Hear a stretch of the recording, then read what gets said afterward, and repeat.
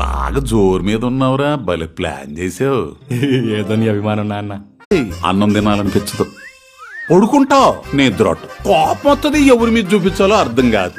నాకేమైనా తప్పు చేసిందా? అంతకంటే ప్రమాదం పెళ్ళయింది.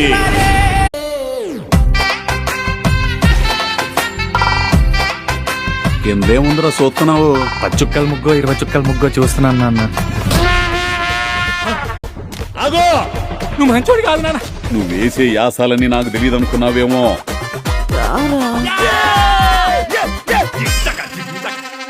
అయ్యా వీరయ్య, ఇప్పుడు చెప్తున్నా విను. ప్రతాప్ కాదు, హీర ప్రతాప్. వింతలన్నీ విదేశాల్లోనే ఆకాశంలో జరిగితే మా కళ్ళ ముందు ఎప్పుడు జరుగుతాయి?